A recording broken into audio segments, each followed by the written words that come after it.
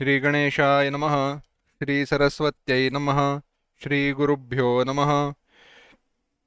श्रुतिस्मृतिपुराणानाम् आलयं करुणालयं नमामि भगवत्पाद शङ्करं लोकशङ्करं शङ्करं शङ्कराचार्यं केशवं बादरायणं सूत्रभाष्यकृतौ वन्दे भगवन्तौ पुनः पुनः।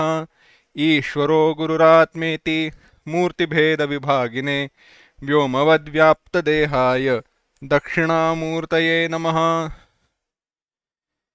योऽन्तः प्रविश्य मम वाचमिमां प्रसुप्तां सञ्जीवयत्यखिलशक्तिधरस्वधाम्ना अन्यांशहस्तचरणश्रवणत्वगादीन् प्राणान् नमो भगवते पुरुषाय तुभ्यम्। वंशीविभूषितकरान्नवनीरदाभात् पीताम्बरादरुणबिम्बफलाधरोष्ठात् पूर्णेन्दुसुन्दरमुखादरविन्दनेत्रात् कृष्णात् परं किमपि तत्त्वमहं न जाने। अन्तर्यश्च बहिर्विधूततिमिरं ज्योतिर्मयं शाश्वतं स्थानं प्राप्य विराजते विनमताम् अज्ञानमुन्मूलयन्। पश्यन् विश्वमपीदमुल्लसति यो विश्वस्य पारे परः तस्मै श्रीरमणाय लोकगुरवे शोकस्य हन्त्रे नमः।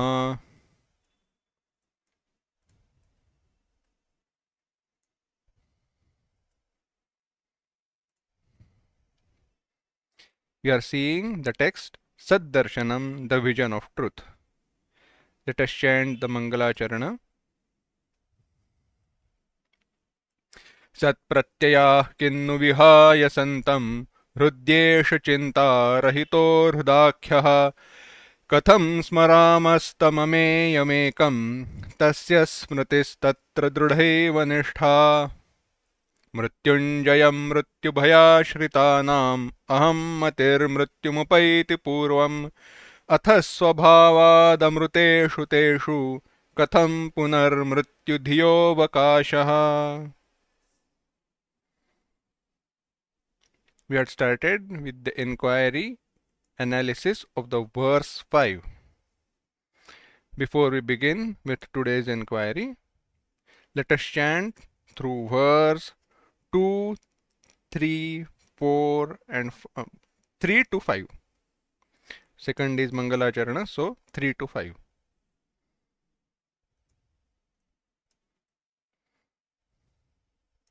सर्वैर्निदानं जगतोऽहमश्च वाच्यः प्रभुः कश्चिदपारशक्तिः चित्रे त्रलोक्यं च विलोकिता च पटः प्रकाशोऽप्यभवत् स एकः आरभ्यते जीवजगत्परात्म तत्त्वाभिधानेन मतं समस्तम् इदं त्रयं यावदहं मतिः स्यात् सर्वोत्तमाहं मतिशून्यनिष्ठा। सत्यं मृषा वा चिदिदं जडं वा दुःखं सुखं वेति मुधा विवादः अदृष्टलोकानिरहं प्रतीतिः निष्ठा विकल्पा परमाखिलेष्टा. We had started with the inquiry of this fifth verse, Satyam Mrushava. Let us go through its general meaning again, and then we will see what Raman Maharshi ji is explaining in detail. Satyam Mrushava chididam jadam va dukkham sukham veti mudha vivadaha. Satyam Mrusha, whether it is real or false, not real, whether it is chit jadam, whether it is sentient or insentient, sentient, insentient, definitions we are going to see later, but a crude translation would be living and non-living. A very crude translation, or someone who is aware of surrounding and someone who is not. Dukkham sukham, sorrow or joy, whether it is sorrow or joy, are mudha vivadaha, such discussions are futile. What is it? The state free from all these thoughts, any thought, without I notion, niraham pratitihi, that state is supreme, the state desired by all. Let us understand what Raman Maharshi is saying. Raman Maharshi first puts forth an argument. But that argument is in form of a statement. When I say argument, argument here is not referring to quarrel but discussion. There are many discussions which are taken to in terms of with relation to this entire creation world, where it is inquired into and where it is discussed as if the creation is real or not real, false. Whether it is Satyam, real, like Brahman, or Mithya, like Maya. In other words, whether it is real, like rope, or whether it is Mithya, like snake which is appearing on rope. There are n number of discussions. Both sides make relatively valid arguments. What is the end product? We are not interested. Raman Maharshi is trying to put forth that point alone. Let the world be real or let the world be mithya. Let it be sorrowful, let it be full of joys. Whether it is joy or whether it is sorrow, it doesn't matter.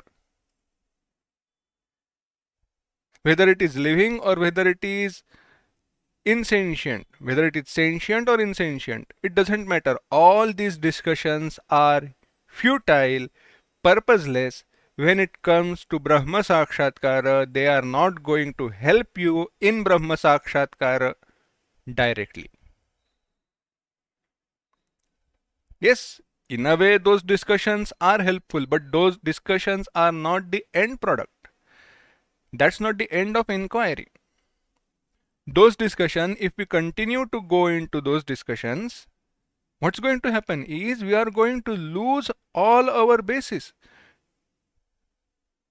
We are not going to come to any conclusion because we will be engrossed in that discussion where we are trying to prove our point and nurturing our ego. So these discussions are futile. When it comes to Brahma Sakshatkara, then what is the best thing? That which is desired by all is the state which is free from thoughts, without I notion, and the world. That is the supreme state. Adrushtaloka niraham pratitihi nishtha vikalpa parama akhila ishta. Akhila ishta, akhilaihi ishta, that which is desired by all. Let us see further. Look, Satya Mrusha. Because the words have come in this context, let us argue. Let us see why those discussions are helpful and where they become purposeless, futile.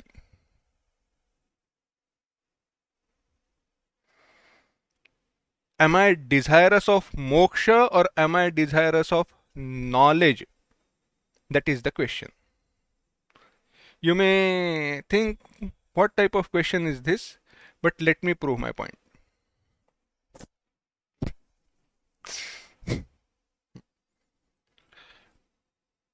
Let's take the first argument, whether the world is real or mithya. What is real and what is mithya? What is satya, what is mithya? What is real, what is false? Definitions are simple. That which exists in all three periods of time and that which never gets destroyed is satya, real. That which exists in all three periods of time and that which never gets destroyed is real. Trikala badhyatvam satyatvam kalatraye tishtati iti sat. Trikala badhyatvam, which never gets destroyed, which cannot be discarded, disregarded, that is satya. And what is mithya? That which gets destroyed at some point of time, whether in future, whether right now, or whether it has already got destroyed in past. That is mithya. With respect to this entire creation, it was born, it was created, it will get destroyed, it is continuously changing, therefore the entire creation is mithya. Then what is satya? That which never changes, in other words, Brahman. No, no, no, how can this be? Then the argument continues. Okay. In this argument, understand, after you have come to the conclusion that the entire world is mithya and Brahman is satya, Jagat is real, what's the point? If I go on teaching this inquiry, teaching this idea to everyone else, and if somebody comes to argue with me, I try to prove my point, am I not desirous of knowledge than moksha? Now, when I say knowledge, I am not referring to aparoksha brahmajnana, direct perception, direct cognition, direct knowledge, knowledge in general. I just want to be known as scholar. I just want to nurture my ego where I am trying to prove that this world is real. And when this argument starts, the knowledge that Brahman is Satya, Jagat is Mithya becomes futile, useless, purposeless. In that respect, Raman Maharshi is saying, Satyam Rushava, this discussion is futile, purposeless. It will not lead you to any conclusion which is going to help you in Brahma Sakshatkara. Because you will just unnecessarily go on arguing. After you have realized, after you have understood that this Jagat is Mithya, Brahman is real, why should you argue with someone? Why should you go on telling others? Unless and until you are being a teacher and someone comes to you and asks question, then it is fine. Otherwise, it is not needed, it is futile, it is purposeless. The next point. Chididam jadamva. Whether it is sentient or not. What is sentient and what is insentient? Definitions are simple.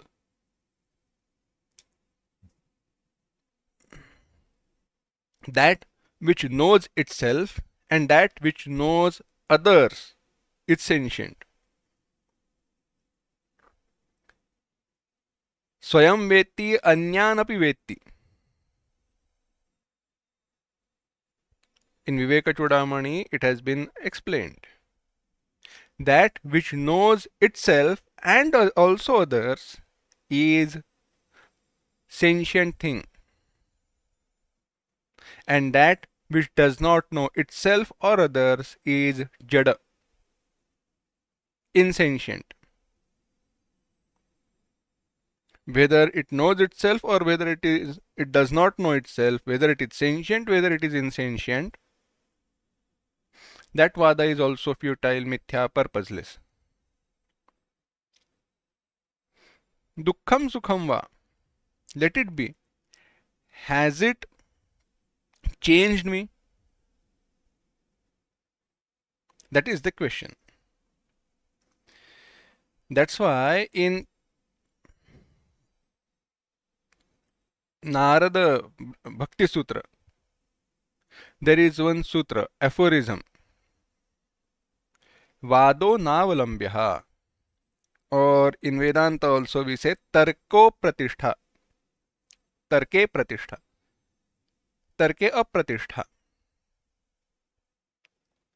Futile arguments are not going to lead you to any conclusion.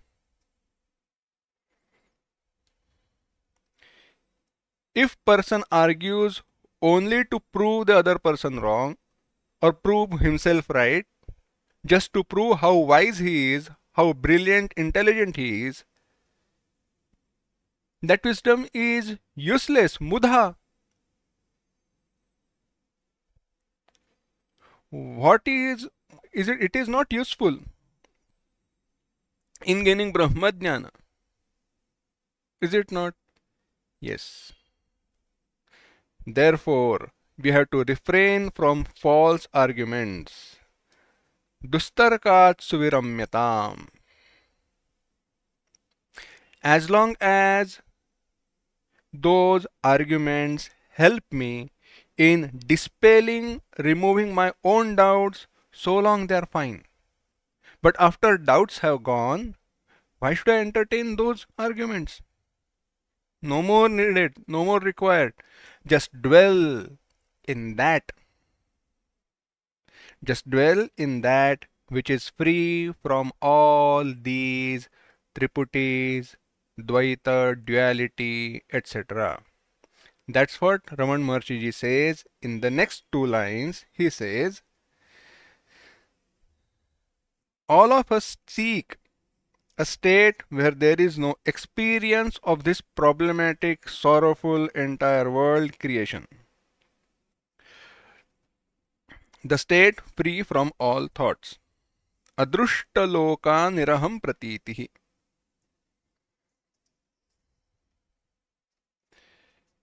Adrushta the state in which the world is not seen. What do you mean? If you don't want to see the world, close your eyes or go to sleep. As simple as that. No. Not seeing the world is not simply closing our eyes or going to sleep. What does it mean by not seeing the world? Let us say. In Bhagavad Gita, that's why the statement comes, Ya nisha sarvabhutanam tasyam jagrati sanyami yasyam jagrati bhutani sa nisha pashyato munehe. How beautiful it is. Understand. Let me give you an example so this point becomes clear. A classical example in Vedanta. Snake rope. You were walking down the road, you were approaching your friend's house, and as you were about to ring the doorbell. Now this is not in Mumbai. This is not somewhere in metro city. It's in rural area, in a village, where unnecessary floodlights are not there. In Mumbai, you will hardly find any place, or any metro city, you will hardly find any place at night where it is totally dark. You may find, but those are fine. So you approach your friend's house, the area is dimly lit, and in the corner you see snake. So you start shouting, you start crying out loud, snake, snake, snake. The friend comes out, he looks at the place where you are pointing. He says, hey, that's not a snake, it's a rope. Now, what is your vision? You are seeing snake, the friend is seeing rope. In other words, you are not seeing rope, he is not seeing snake. Are you both not looking at the same thing? You both are looking at the same thing, at the same place, at the same time, in the same situation. Yet, you are seeing snake, he is seeing rope. Now let us twist this statement. You are seeing snake, he is not seeing snake. What do you mean? Simple. In Brahmajnani and Ajnani, Ajnani is seeing the world, Brahmajnani is not seeing the world. Simple. That's what is meant by not seeing the world. Because by knowing Adhishthana, substratum, Brahman,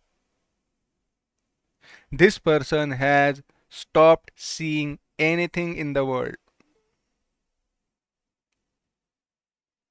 Adrushtalokaha, the state where the world, the creation is no more experienced.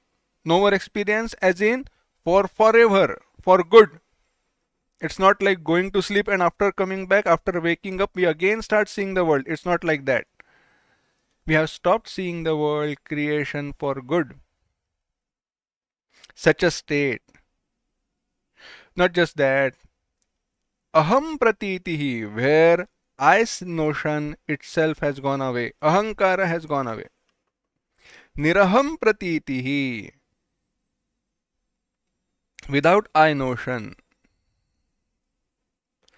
Such a state, abiding in such state, that is desired by all. That state is desired by all. It is the supreme state desired by all.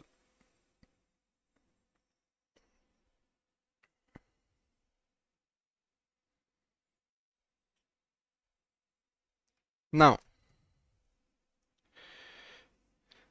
the next point is about the form of Ishvara Bhagavan.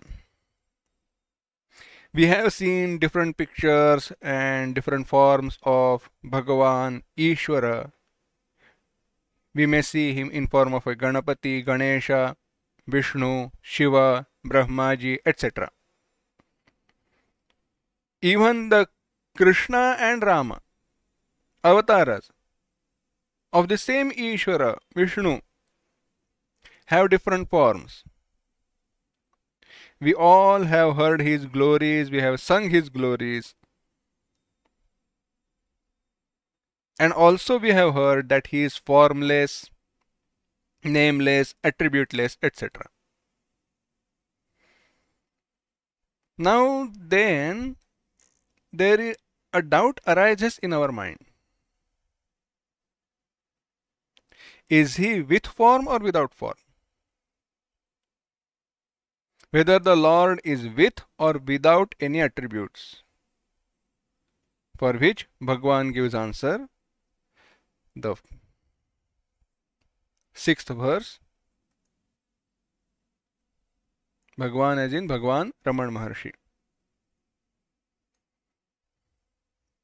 He says, Sarupa buddhir jagatishvare cha sarupadhiratmani yavadasti arupakatma yadikah prapashyet sadrishtireka navadhir purna.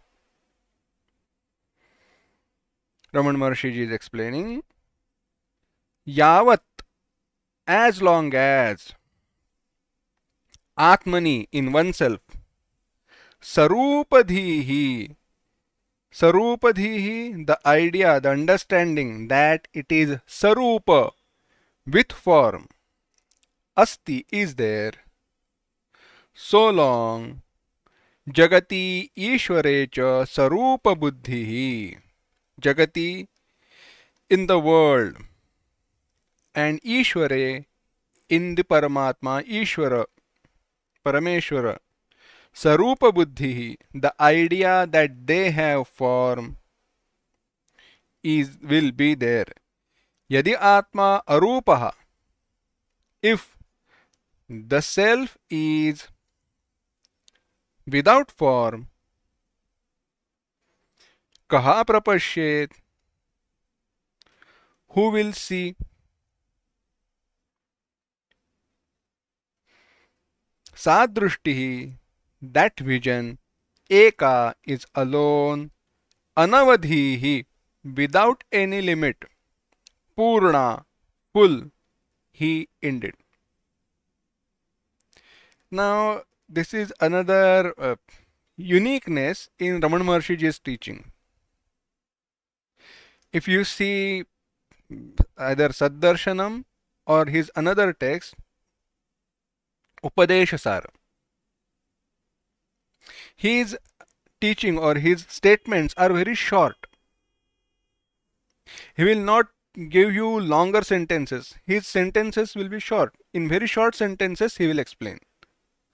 What he is saying here is Why did I mention this is because if you go on doing Anvaya in Sanskrit, you will find that.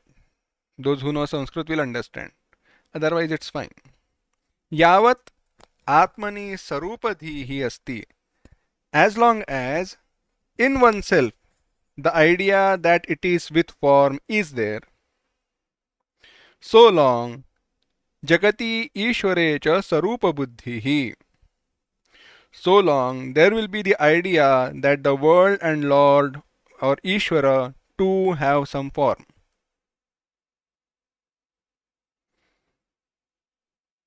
Yadi Atma Arupaha. If the self is without any form,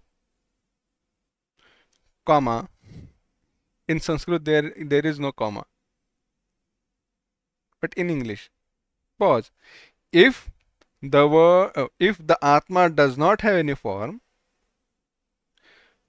kaha pashyet, kaha prapashyet, who is going to see? Sa drishtihi. Now which drishti? That vision. It is said, which vision? Anavadhihi eka purna. That vision alone is without any limit indeed. That vision is one, limitless and complete. General meaning goes like this. As long as there is vision, idea, understanding that this Atma self is with form, so long there will be idea that Ishvara Jagat is with form.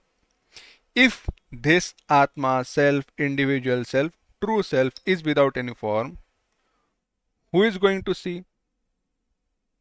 That vision alone is one, limitless and complete. Let us see. We know that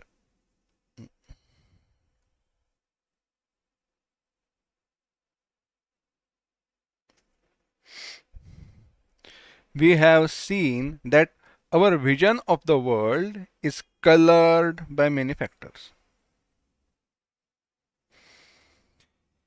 Many things are taken. Many things are taken based on our notions about that thing.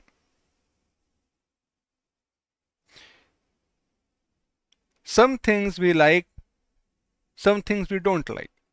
Why is it so? Just because we like something, we don't like something, does not mean those things are good or bad.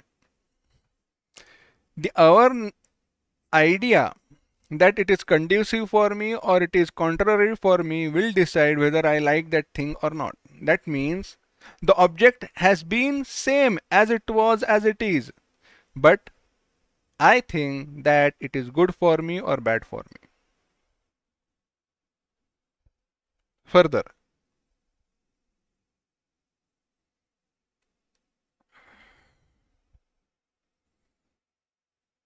as long as there is idea of differences, so long will be the idea of differences in the entire creation, etc. everywhere.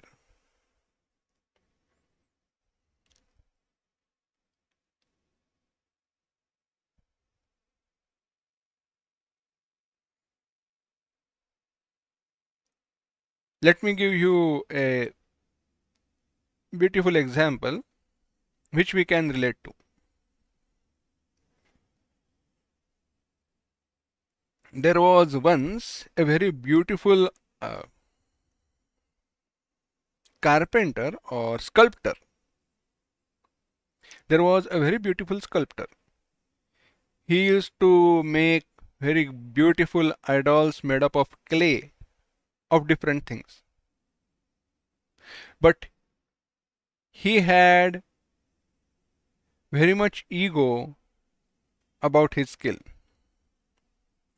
One day the king asked him to come in the court.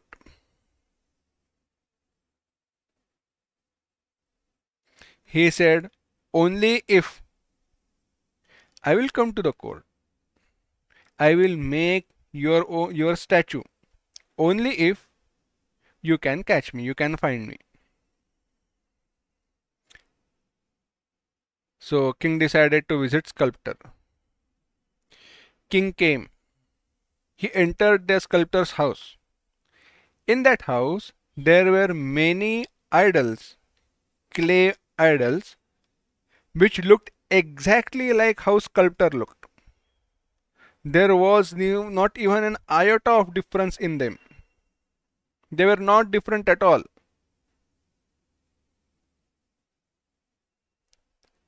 The king started looking around. The king realized what the sculptor is playing with. So what did the king do? King, while he was looking at it, he looked at his minister and said, "Do you see this idol? This is different from all the others." And when king uttered the statement that this idol is different from all the others, the real sculptor jumped down from the pedestal and asked, "Where is the difference?" And he got caught.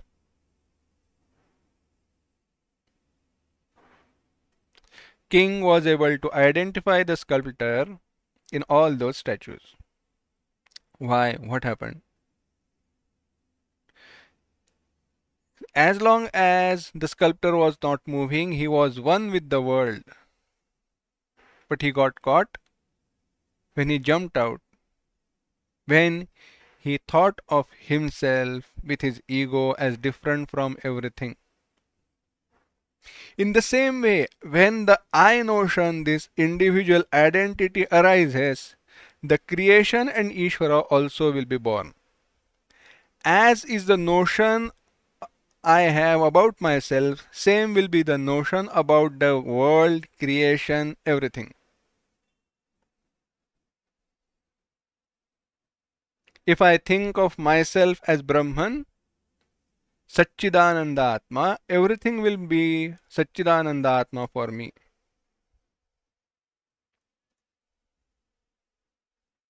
That's it. So that's what Ramana Maharshi is saying. Presently, we identify with our body, this gross body, subtle body, causal body, etc. I have so and so name. I am fat, I am thin, I am big, I am small, etc. So, we are identified with the attributes of this body, mind, consciousness. Consciousness, awareness, or intellect. We are identified with this body, mind, and intellect. And therefore, we superimpose those same identities around us on the world, creation, and Ishvara.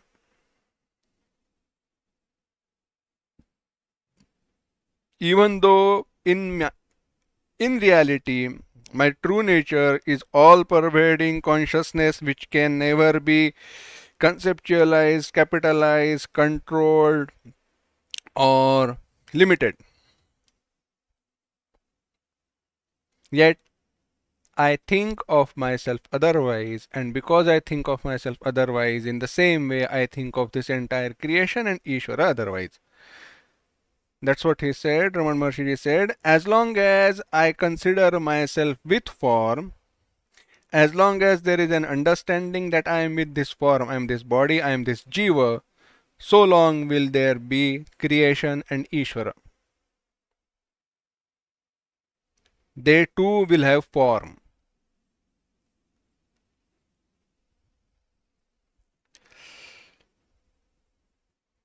Now, once we understand arupa atma yadi atma arupaha,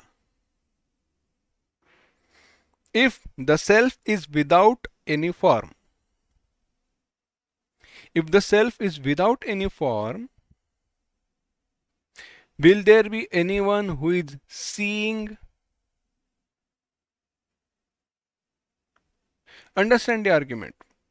To see, you need to be separate from the seer. To see, you need to be separate from the seen, not seer. The seer needs to be separate from seen, triputi. And when he is different from seen, he becomes limited, does not become limitless, he does not become without any form. The seer will always be with form. The seer will always be with form. When it comes to Triputi, Atma as Sakshi, Drashta, he is without any form. Sarupa buddhi yadi kah prapashyet arupa atma yadi kaha prapashyet. Arupa atma yadi. If the atma, the self, is without any form, he is not able to see anything. Where does the idea that he sees has come from? Adhyasa, superimposition from intellect. When I understand that I am not intellect, the one who is seeing, but Sakshi, the witness consciousness principle, then if there is no seen, how can I be seer? Once I have known myself to be Chaitanya, Paramatma, Prabrahma, pure consciousness principle, there is nothing else. And when there is nothing else, what am I going to see? No. That's what it said. Kaha prapashyet? Who will see? No one will see. This vision alone, that there is nothing but the truth and the truth alone, this firm conviction is the highest vision of all, that is without limit, full indeed. This is the vision of truth. What is it? I am pure consciousness principle, Atma, without any form, and therefore I am not seer, I am witness consciousness. The world is not there, the world is nothing but me, the world has been superimposed in me. That Brahma, that Chaitanya I am. Now, in next three verses, Raman Maharshi Ji is going to explain how we experience the world of plurality. Raman Maharshi Ji is saying, Yat panchakoshātmakamasti deham tadantara kim bhuvanam chakasti deham vina panchavidham tadetat pashyanti keva bhuvanam bhanantu.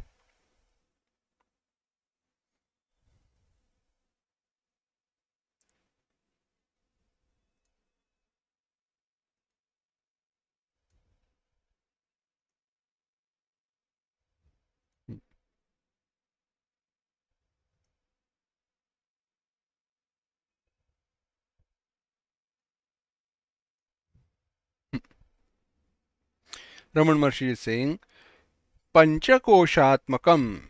Panchakoshatmakam made up of 5 sheaths. Panchakosha.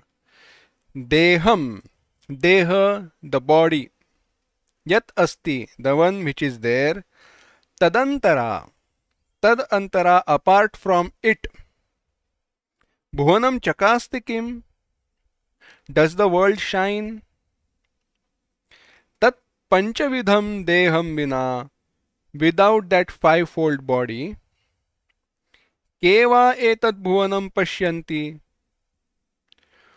Who at all see this world? Bhadantu, let them say. Bhadantu, one statement, one sentence. Raman Maharshi is saying, Apart from the body made up of 5 sheets, does the world shine? No, it does not. Let people explain, let them say. Without the fivefold body, who can perceive this world? No one can perceive this world. Let people talk about the reality of the world, how the world is real. But apart from the body made up of 5 sheets, there is no world at all. And therefore, can there be can there be something or someone who will perceive this world without these fivefold sheets? No.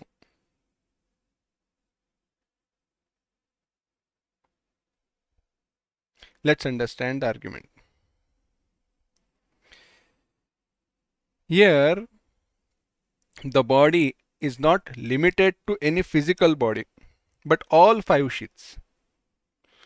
Yat panchakoshatmakam asti deham, where deha it is said, it is not referring to this gross body in particular, but all 5 koshas, all 5 sheets. What is it? First, let us understand.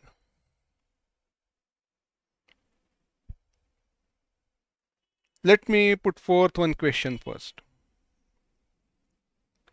How many times have we understood, or how many times have we seen people say, look at this world which is real, look at this world which is there, look at this world, see this world which is real? Have we seen? No.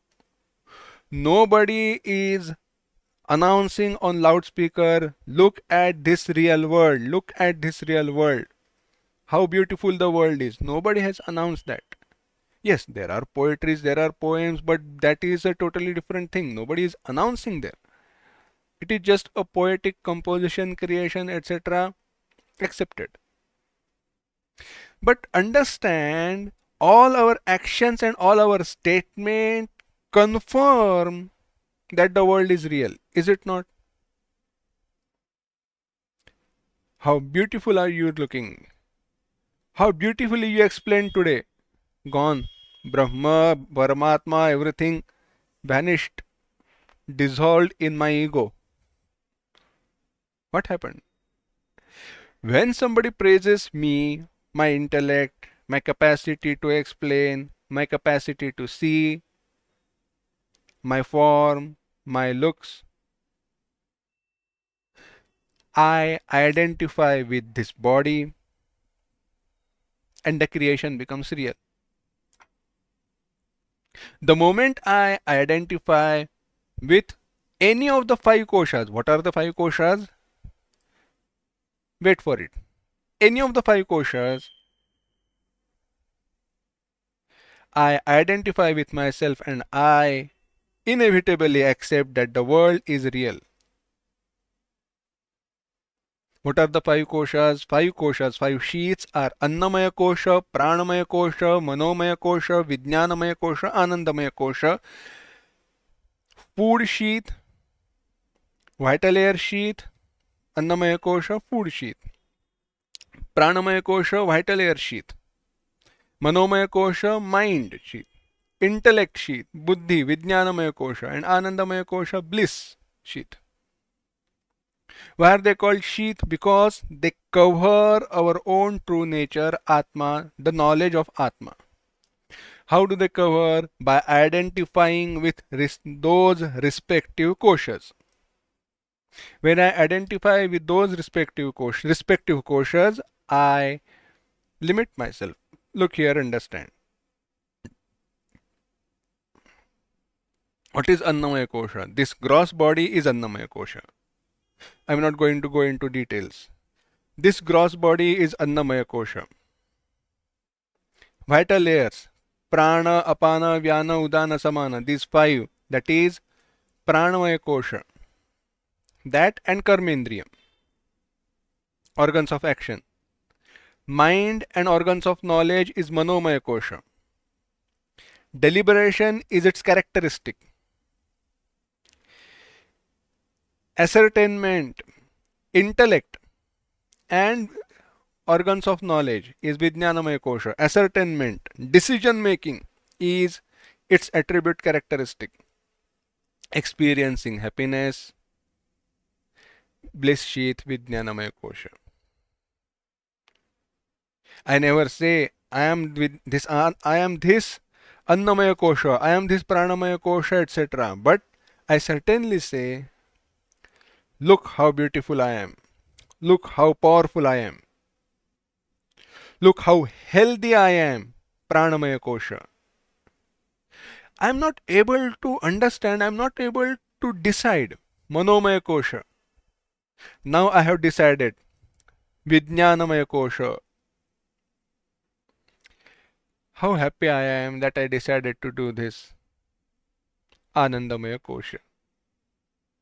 These identifications make us understand or convince us that this entire creation is real.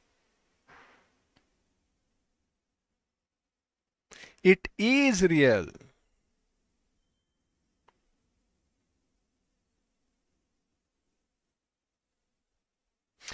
It is, that's what is our conviction right now. That is not the statement of Shastra. They explain us, they convince us this entire creation is real. Is it not? Raman Maharshi is trying to explain us the same thing. He says, Yat panchakoshatmakam asti deham. Apart from the body made up of this five sheath, does the world shine? Is world experienced? No.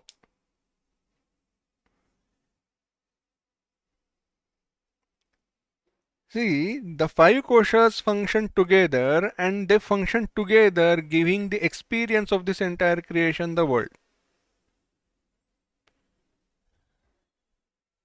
If you are not believe, if you don't believe me, just do one thing. Start reflecting when you sit for dinner or lunch or anywhere, anytime. Or if you are going to have some tea, it's fine with me. Let's take the example of tea. The tea is brought in front of you. You say, so nice. I got to drink tea while I am sitting in the same place. It was served to me. How lucky I am. Now I am sitting in one place. Sitting is with reference to this gross body. We identified with this gross body and the creation, Jagat. Will this be good or will it cause acidity to me? Should I have some cookies, biscuits or something with it? Or it's fine? Now the fear of acidity, health, identifying with pranamaya kosha. Okay, anyways, it doesn't matter. I just had something, so it will not be the cause of acidity, etc. You think, you decide. Now that confusion, whether it will cause me acidity or not, also goes towards manomaya kosha, mind. Then you decide, hey, it's fine, nothing happens with that small cup of tea. You drink the tea and say, oh my god, how beautiful, this is perfect blend. You are happy. Anandamaya kosha with all these. Only in one activity itself, you have identified with the entire creation through all your five sheets, panchakosha. And because of these five sheets, the world is real, the world had shined forth. The five koshas together give you the experience of the world. That's what Raman Maharshi said. Like a question, apart from the body made up of five sheets, does the world shine? No. So as long as there are these five sheets, this body is there, the world will shine, the world will be experienced.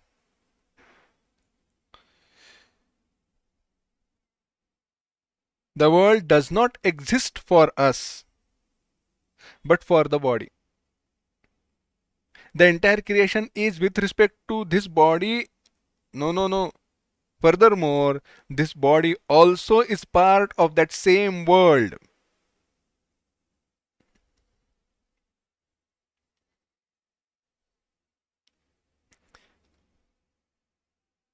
Even if uh, now, without that five-fold body, without this body which is made up of five sheets,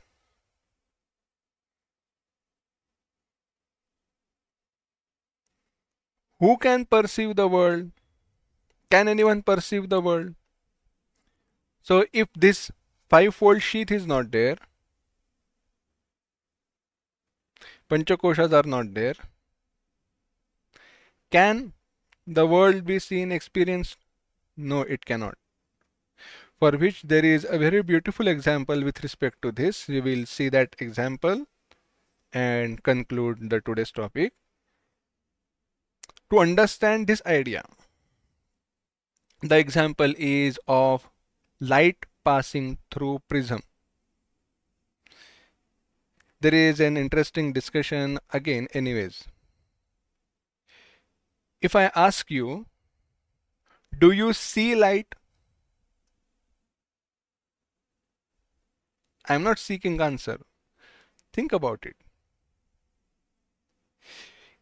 Imagine if you were able to see light,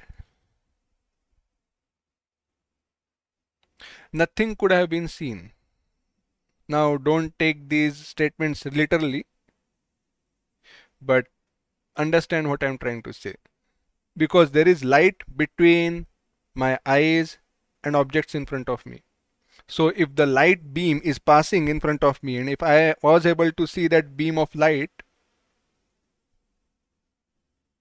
would I have seen anything? No. When the light is reflected from that particular object, that reflected light with that particular form, color, etc., I am able to grasp. Going further, when the beam of light, the sun ray, is passed through prism, what happens? When it is entering into that prism, that beam of light is not seen at all. I am not seeing that beam of light when it is passing through the prism. And when it comes out, it separates into 7 different colors. So when it has got separated into 7 different colors, I am able to see that light in those visible, in that visible spectrum. In the same way, the world is experienced when the Atma self is appearing through these 5 koshas. When I identify with these 5 kosha, the creation is seen. When I stop identifying with these 5 kosha, the world ceases to be for me. I get liberated. We will think about this little bit and further explanation, further what Raman Maharshi is trying to explain, that also we will see, but that we will see next time. Om Asatoma Sadgamaya Tamasoma Jyotirgamaya Mrityorma Amratangamaya Om Shanti Shanti Shanti Hari Om Shri Gurubhyo Namaha Hari Om